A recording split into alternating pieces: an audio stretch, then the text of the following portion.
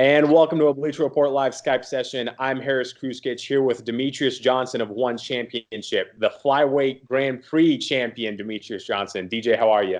I'm good, man. Thanks for having me on. Yeah, no problem at all. So last time we saw you, you were holding up that huge Grand Prix championship belt over your shoulder. What was that moment like for you winning that tournament? It was awesome. Growing up, watching a lot of Japanese mixed martial arts, seeing, my favorites like Pro Cop, Emelianenko win a Grand Prix. And for me to have the chance to be able to compete in a Grand Prix and win one, it's definitely something I want to solidify in my career. I've already defended my belt, I think 11 or 12 times. I think it was 11 times, but they say 12-time champion. And then winning a Grand Prix, it's just icing on the cake, man. Yeah, man. So what's next for you? Is it one flyweight champion, Adriano Moraes? I believe so. I believe me and him, we're going to lock horns sometime in 2020. And right now I'm just focused on being a dad, hanging out with the kids and enjoying the life, taking my kids to school every day, picking Maverick up. He's over there chilling on the couch and being a husband. And that's it, man. Enjoying the holidays. But that's what's going on in 2020. Get focused on that and see if I can take him out. That's great, man. Is there a timetable for that? Have you heard anything from Chatri or anything about what they want to do with you in 2020? No timetable yet. Obviously they just had their last event going on. I think there's one more event for One Esports. I think it's a Dota 2 Invitational. And I think after that, that's when I'll start to map out the plan for 2020. But like I said, for me, I have like not a weird switch. I think it's a very smart switch. Right now I'm not focused on fighting. I'm not focused on competing or what's next. I'm just focused on my health, the children, and other passions of mine. Yeah, you talk about one passion being esports. We know One Championship has done a huge push into esports recently. Talk about your involvement in that. Yeah, the One Esports division has been fantastic. We had a great event in Tokyo, Japan for the Fan Festival. It's the first time. We had Tekken 7, Street Fighter 5, also Street Fighter 2, all in a 2-day span. I was able to compete with Bo-chan, the 2019 Evo champion. And so far it's been great. The next one is going to be Dota 2.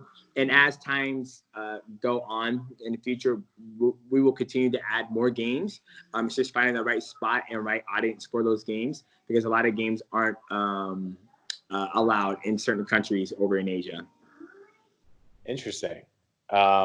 So, UFC championship belt, check that off your list. Grand Prix title, check that off your list. And now you're probably going to be competing for a flyweight belt sometime soon.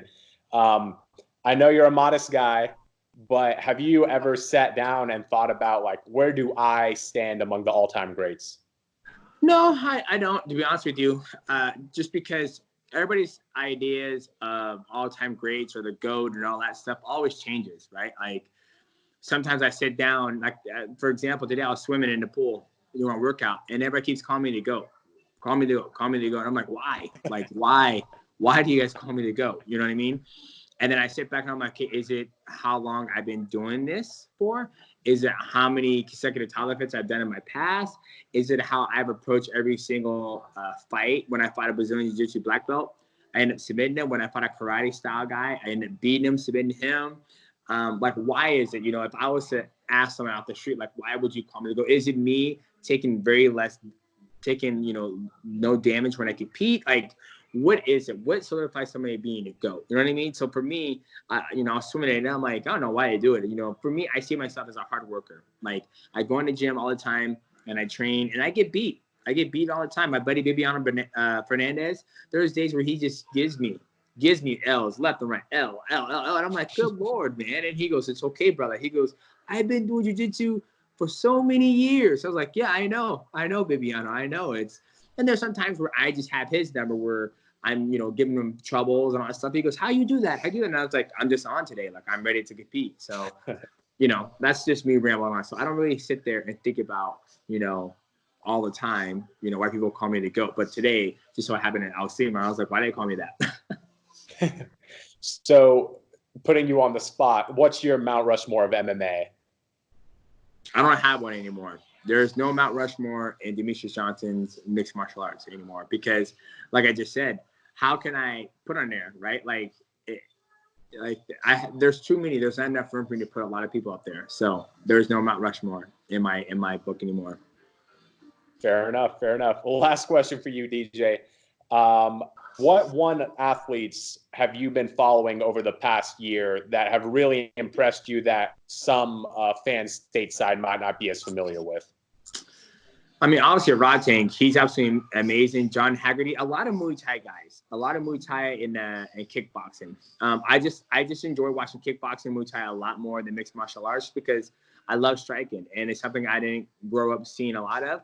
You know, when K1 kickboxing was around, I wasn't introduced into mixed martial arts or martial arts in general. So for me to have the opportunity to see, you know, guys like Rod Tank, Jojo Petrosian, all those guys fight, it's been a blessing. Did I kind of cut out there? A little bit, but you're good. Sounds still good. Okay, I'll start from the beginning. Like I said, good, man. Oh, okay, good. Well, somebody called me and it kind of like messed it up. So I was like, what the hell?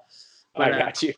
I would say it's mostly kickboxing. I mean, there's a lot of great mixed martial artists out there, but for me, I love watching the kickboxing and the One Super Series and the Muay Thai fight. Those fights are just amazing athletes. Well, did you see what match got announced not too long ago? Rod Tang versus Haggerty 2? Yep. That's gonna be an amazing fight, you know. And that's the thing about Muay Thai. It's scored by the knockdown. So those guys go to war, and when it's dead even, it comes down to the knockdown. And then if there's no knockdown, they go to the damage. Well, how do you decide what is more damaging than other blow? You know what I mean? So I would hate to be judges when it comes to kickboxing, but I love watching it. Absolutely. DJ, we appreciate you taking the time with us. Best of luck in 2020 with all your endeavors.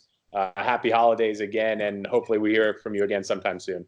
Thanks, buddy. You guys have a good night. All right, man. All right, brother. Thank you. All right, brother. I appreciate that. Yep. I'll probably be seeing you guys here in during 26, I think, for some Atlanta stuff. Yeah, the Lauren was actually talking to us a little bit about it. I think he wants to get you to like a Lakers game too or something. Did he talk to you about that? Yeah, he said a Lakers game. Lakers game is cool. Being at the ESPN show, I was like, those guys are so fucking big. You have no idea how big I look next to Shaq. I've been next to Shaquille O'Neal, and it's not funny. It's funny, but it's just so crazy, the size difference. Yeah, man. It's awesome. Yeah, so hopefully, we can talk again in Atlanta, and we might even do some stuff in LA. Who knows? But yeah, man, appreciate you again. You have a good one. You too, man. Go enjoy your kids. I will.